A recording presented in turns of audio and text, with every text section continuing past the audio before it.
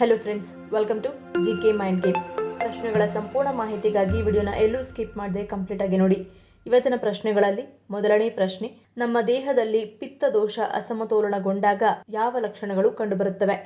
Options: A ಹಸಿವು ಹೆಚ್ಚಳ, B ಕಡಿಮೆ ನಿದ್ದೆ, ಸಿ ಕೂದಲು ಉದುರುವಿಕೆ, ಡಿ ಕೈಕಾಲು ಊತ.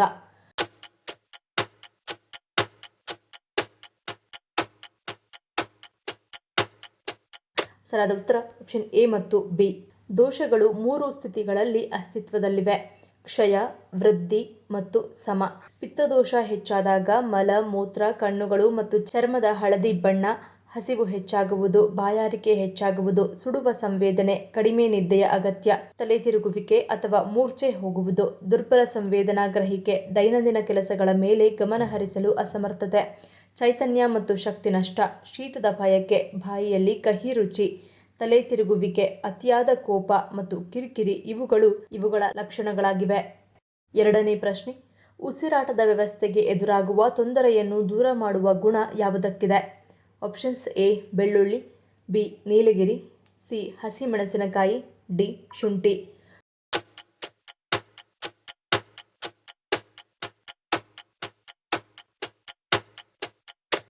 ಸರಿಯಾದ ಉತ್ತರ ಆಪ್ಷನ್ ಡಿ ಶುಂಠಿ. ಶುಂಠಿ ಒಂದು ಅತ್ಯದ್ಭುತ ಗಿಡಮೂಲಿಕೆ. ಇದರಲ್ಲಿ ಔಷಧೀಯ ಗುಣಗಳು ಬೇಕಾದಷ್ಟಿವೆ. ನಿಮ್ಮ ಕೆಮ್ಮು, ಕಫ, ಶೀತ, ಗಂಟಲು ನೋವು ಇತ್ಯಾದಿ ಸಮಸ್ಯೆಗಳಿಗೆ ಇದು ರಾಮಬಾಣವಾಗಿ ಕೆಲಸ ಮಾಡುತ್ತದೆ. ತಿನ್ನಲು ಸ್ವಲ್ಪ ಖಾರ ಎನಿಸಿದರೂ ಕೂಡ ಇದರಲ್ಲಿ ನಿಮ್ಮ ಉಸಿರಾಟದ ವ್ಯವಸ್ಥೆಗೆ ಎದುರಾಗುವ ತೊಂದರೆಯನ್ನು ದೂರ ಮಾಡುವ ಗುಣವಿದೆ. ಮುಖ್ಯವಾಗಿ ಮೈಗ್ರೇನ್ ಸಮಸ್ಯೆ, ಅಸ್ತಮಾ, ಅಧಿಕ ರಕ್ತದೊತ್ತಡ ಇತ್ಯಾದಿಗಳನ್ನು ಇದು ದೂರ ಮಾಡುತ್ತದೆ. ಮೂರನೇ ಪ್ರಶ್ನೆ, ಕೃಷ್ಣದೇವರಾಯ ಯಾವ ಮನೆತನಕ್ಕೆ ಸೇರಿದವರು? Options: A Aravidu, B Tulu, C Sangama, D Saluva.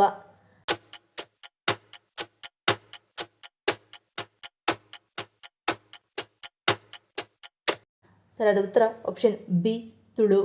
Krishnadevaraya ಕ್ರಿಸ್ತಶಕ 1509ರಿಂದ 1529ರವರೆಗೆ ಆಳಿದ ವಿಜಯನಗರ ಸಾಮ್ರಾಜ್ಯದ ಚಕ್ರವರ್ತಿ ಮತ್ತು ವಿಜಯನಗರದ ಅರಸರಲ್ಲಿ ಅತಿ ಪ್ರಮುಖರು. ತುಳುವ ರಾಜವಂಶದ 3ನೆಯ ಅರಸ. ವಿಜಯನಗರ ಸಾಮ್ರಾಜ್ಯ ಈತನ ಆಳ್ವಿಕೆಯ ಕಾಲದಲ್ಲಿ ಉಚ್ಚಾಯಕ್ಕೇರಿತ್ತು. ಕನ್ನಡ ನಾಡಿನಲ್ಲಿ 3 ರಾಯರ ಗಂಡ, ಕನ್ನಡ ರಾಜ್ಯ ರಮಾರಮಣ ಎಂದು, ಆಂಧ್ರದಲ್ಲಿ ಆಂಧ್ರಭೋಜ ಎಂದು, ಸ್ವತಃ ಉತ್ತಮ ಬರಹಗಾರನಾಗಿದ್ದ ಕೃಷ್ಣದೇವರಾಯನು ಸಮಕಾಲೀನ ಕವಿಗಳಿಂದ ಉರುಕ್ಕಳ್ ವೈಭವ ನಿವಾಹ ನಿಧಾನ ಎಂದು ಬಿರುದಾಂಕಿತನಾದ ಈತನ ಕಾಲದ ವೈಭವ ಇಂದು ಮನೆ ಮಾತಾಗಿದೆ. ನಾಲ್ಕನೇ ಪ್ರಶ್ನೆ, ಗರ್ಭಿಣಿಯರಲ್ಲಿ ಕಂಡುಬರುವ ಹೃದಯ ಬಡಿತ ಮತ್ತು ರಕ್ತದೊತ್ತಡ ಏರಿಳಿತಗಳನ್ನು ಕಡಿಮೆ ಮಾಡಲು ಯಾವುದು ಸಹಾಯ ಮಾಡುತ್ತದೆ? ಆಪ್ಷನ್ಸ್: ಎ ನೀರು, ಬಿ ಸೇಬು, ಸಿ ಹುಳಿ ಆಹಾರ, ಡಿ ಕೇಸರಿ.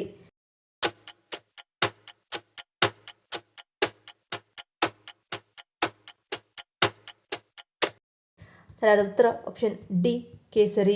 ಗರ್ಭಿಣಿ ಮಹಿಳೆಯರಲ್ಲಿ ಹೃದಯ ಬಡಿತ ಮತ್ತು ರಕ್ತದೊತ್ತಡದ ಏರಿಳಿತಗಳು ಸಾಮಾನ್ಯ. ಗರ್ಭಾವಸ್ಥೆಯಲ್ಲಿ ಕೇಸರಿ ಸೇವಿಸುವುದರಿಂದ ಈ ವ್ಯತ್ಯಾಸಗಳಿಗೆ ಸಹಾಯವಾಗುತ್ತದೆ. ಉತ್ಕರ್ಷಣ ನಿರೋಧಕಗಳನ್ನು ಹೊಂದಿದ್ದು ಇವು ಅಧಿಕ ರಕ್ತದೊತ್ತಡವನ್ನು ಕಡಿಮೆ ಮಾಡುತ್ತವೆ ಮತ್ತು ಗರ್ಭಿಣಿಯರು ಅನುಭವಿಸುವ ಸಾಮಾನ್ಯ ಲಕ್ಷಣಗಳಲ್ಲಿ ಮನಸ್ಥಿತಿ ಬದಲಾವಣೆಗಳು ಕೂಡ ಒಂದು. ಗರ್ಭಾವಸ್ಥೆಯಲ್ಲಿ ಕೇಸರಿ ಸೇವನೆಯು ಮನಸ್ಥಿತಿ ಬದಲಾವಣೆಗಳನ್ನು ಸುಧಾರಿಸಲು ಮತ್ತು ಪ್ರಸವ ನಂತರದ ಖಿನ್ನತೆಯನ್ನು ಕಡಿಮೆ ಮಾಡಲು ಸಹಾಯ ಮಾಡುತ್ತದೆ. ಐದನೇ ಪ್ರಶ್ನೆ, ಕುದುರೆಯ ಲಾಳವನ್ನು ಮನೆಯಲ್ಲಿ ಬಳಸುವುದರಿಂದಾಗುವ ಪರಿಣಾಮವೇನು? ಆಪ್ಷನ್ಸ್: ಎ ಆರ್ಥಿಕ ನಷ್ಟ, ಬಿ ಅನಾರೋಗ್ಯ, ಸಿ ಜೀವನ ಪ್ರಗತಿ, ಡಿ ದೋಷ ನಿವಾರಣೆ.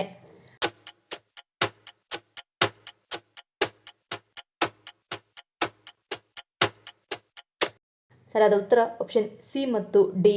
ಒಬ್ಬ ವಿದ್ಯಾರ್ಥಿಗೆ ಅಧ್ಯಯನ ಮಾಡಲು ಏಕಾಗ್ರತೆ ಇಲ್ಲದೆ ಇದ್ದರೆ ಅಥವಾ ವ್ಯಕ್ತಿಯು ಮಾಡಿದ ಕೆಲಸವು ಕೆಟ್ಟರೆ ಲಾಳವನ್ನು ಬಳಸುವುದು ನಿಮಗೆ ಪ್ರಯೋಜನಕಾರಿಯಾಗಿದೆ. ವಾಸ್ತು ದೋಷಗಳನ್ನು ಹೋಗಲಾಡಿಸಲು ಕೂಡ ಲಾಳವನ್ನು ಸಹ ಬಳಸಲಾಗುತ್ತದೆ. ದುಷ್ಟ ಕಣ್ಣಿನಿಂದ ದೂರವಿರಲು ಕಪ್ಪು ಲಾಳವನ್ನು ಬಳಸಲಾಗುತ್ತದೆ. ಕುದುರೆಯ ಲಾಳವನ್ನು ನಕಾರಾತ್ಮಕ ಶಕ್ತಿಯನ್ನು ತೆಗೆದುಹಾಕಲು ಬಳಸಲಾಗುತ್ತದೆ. ನಿಮ್ಮ ಮನೆಯಲ್ಲಿ ಸಂತೋಷದ ವಾತಾವರಣವನ್ನು ಕಾಪಾಡಿಕೊಳ್ಳಲು ಕುದುರೆಯ ಲಾಳವನ್ನು ಬಳಸಬಹುದು. ವ್ಯಕ್ತಿಯು ಶನಿ ದೋಷದಿಂದ ಬಳಲುತ್ತಿದ್ದರೆ ಅವನು ಲಾಳವನ್ನು ಬಳಸಿದರೆ ಈ ದೋಷವನ್ನು ತೊಡೆದುಹಾಕಬಹುದು. ಏಕೆಂದರೆ ಜ್ಯೋತಿಷ್ಯದ ಪ್ರಕಾರ ಶನಿಯು ಕಪ್ಪು ಕುದುರೆಯ ಲಾಳಗಳ ಮೇಲೆ ವಿಶೇಷ ಪರಿಣಾಮವನ್ನು ಬೀರುತ್ತದೆ. ಆರನೇ ಪ್ರಶ್ನೆ, ಹಣ್ಣುಗಳನ್ನು ಮಾತ್ರ ಸೇವಿಸಿ ಉಪವಾಸ ಮಾಡುವುದರಿಂದಾಗುವ ಪರಿಣಾಮವೇನು? ಆಪ್ಷನ್ಸ್: ಎ ಅಂಗ ಶುದ್ಧೀಕರಣ, ಬಿ ಸಕ್ಕರೆ ನಿಯಂತ್ರಣ, ಸಿ ತೂಕ ಇಳಿಕೆ, ಡಿ ಮೇಲಿನ ಎಲ್ಲವೂ.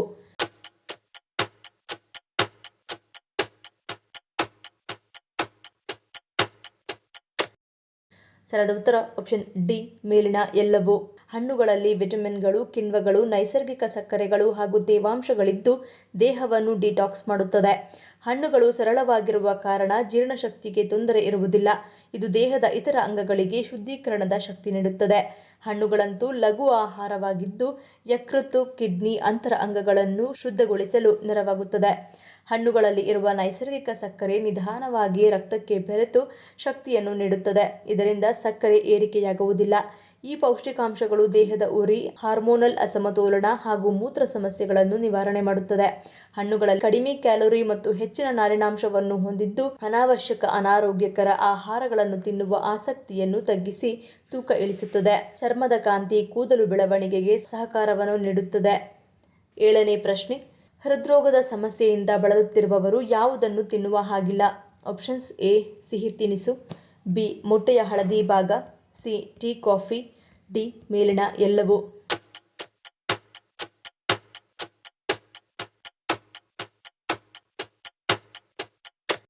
ಸರಿಯಾದ ಉತ್ತರ ಆಪ್ಷನ್ ಡಿ ಮೇಲಿನ ಎಲ್ಲವೂ. ಹೃದ್ರೋಗಿಗಳು ತಮ್ಮ ಆಹಾರ ಪದ್ಧತಿಯ ಬಗ್ಗೆ ವಿಶೇಷ ಕಾಳಜಿ ವಹಿಸಬೇಕು. ಹೃದಯ ಸಮಸ್ಯೆಯಿಂದ ಬಳಲುತ್ತಿರುವವರು ಅಪ್ಪಿತಪ್ಪಿಯೂ ಮೊಟ್ಟೆಯ ಹಳದಿ ಲೋಳೆಯನ್ನು ತಿನ್ನಬಾರದು. ಇದು ಸ್ಯಾಚುರೇಟೆಡ್ ಕೊಬ್ಬನ್ನು ಹೊಂದಿದ್ದು ಹೃದ್ರೋಗದ ಅಪಾಯವನ್ನು ಹೆಚ್ಚಿಸುತ್ತದೆ. ಮತ್ತು ನಿಮಗೆ ಹೃದಯದ ಸಮಸ್ಯೆ ಇದ್ದರೆ ಹೆಚ್ಚು ಉಪ್ಪಿರುವ ಆಹಾರವನ್ನು ಸೇವಿಸಬಾರದು. ಅದರ ಅತಿಯಾದ ಸೇವನೆಯಿಂದಾಗಿ ಹೃದಯಾಘಾತದ ಅಪಾಯವು ಗಮನಾರ್ಹವಾಗಿ ಹೆಚ್ಚಾಗುತ್ತದೆ. ಅನೇಕ ಮಂದಿ ಸಿಹಿ ಪದಾರ್ಥಗಳನ್ನು ತಿನ್ನಲು ಇಷ್ಟಪಡುತ್ತಾರೆ, ಆದರೆ ಇದರ ಅತಿಯಾದ ಸೇವನೆಯು ಹೃದಯ ಸಂಬಂಧಿ ಸಮಸ್ಯೆಗಳನ್ನು ಉಂಟುಮಾಡಬಹುದು. ಮತ್ತು ಬಹುತೇಕ ಮಂದಿಗೆ ಪ್ರತಿದಿನ ಚಹಾ ಅಥವಾ ಕಾಫಿ ಕುಡಿಯುವ ಅಭ್ಯಾಸವಿರುತ್ತದೆ. ಆದರೆ ಹೃದ್ರೋಗ ಸಮಸ್ಯೆಗಳನ್ನು ಹೊಂದಿರುವವರು ಇವುಗಳನ್ನು ಕಡಿಮೆ ಕುಡಿಯಬೇಕು. ಇದಲ್ಲದೆ ಹೃದ್ರೋಗಿಗಳು ತಂಪು ಪಾನೀಯಗಳನ್ನು ಕುಡಿಯಬಾರದು. 8ನೇ ಪ್ರಶ್ನೆ, ಯಾರು ಮೇಕೆ ಅಥವಾ ಆಡಿನ ಮಾಂಸವನ್ನು ಮುಟ್ಟಲೇಬಾರದು? ಆಪ್ಷನ್ಸ್ ಎ ಯಕೃತ್ ಹಾನಿ, ಬಿ ಗ್ಯಾಸ್ಟ್ರಿಕ್, ಸಿ ಅಧಿಕ ಬೊಜ್ಜು, ಡಿ ಬಿಪಿ.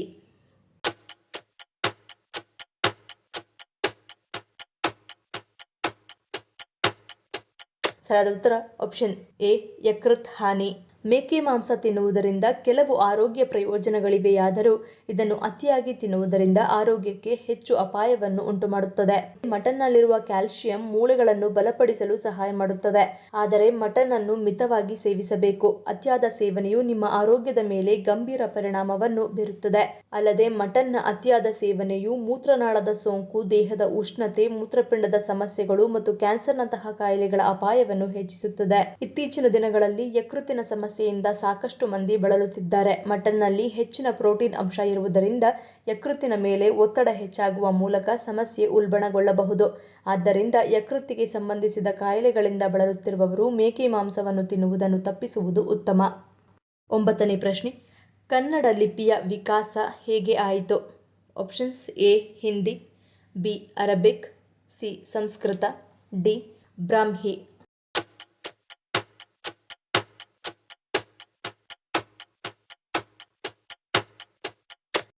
ಸರಿಯಾದ ಉತ್ತರ ಆಪ್ಷನ್ ಡಿ ಬ್ರಾಹ್ಮಿ. ನಮ್ಮ ದೇಶದ ಬಹುತೇಕ ಲಿಪಿಗಳು ಅಶೋಕನ ಕಾಲದ ಬ್ರಾಹ್ಮಿ ಲಿಪಿಯಿಂದಲೇ ಬಂದಿರುವುದಾಗಿದೆ. ಅಶೋಕನ ಸಾಮ್ರಾಜ್ಯ ಇಡೀ ಭಾರತ ಭೂಮಿ, ದಕ್ಷಿಣದಲ್ಲಿ ತಮಿಳುನಾಡು ಮತ್ತು ಕೇರಳವನ್ನು ಬಿಟ್ಟು ಹರಡಿತ್ತು.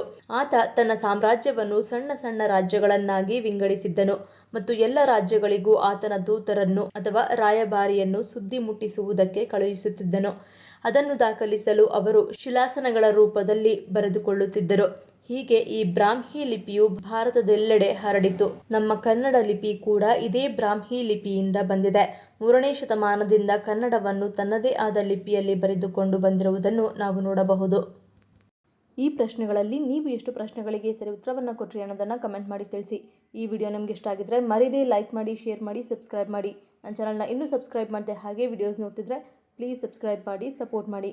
ಮತ್ತೊಂದು ಇಂಟ್ರೆಸ್ಟಿಂಗ್ ವಿಡಿಯೋದೊಂದಿಗೆ ಸಿಗ್ತೀನಿ. Until love you all, take care.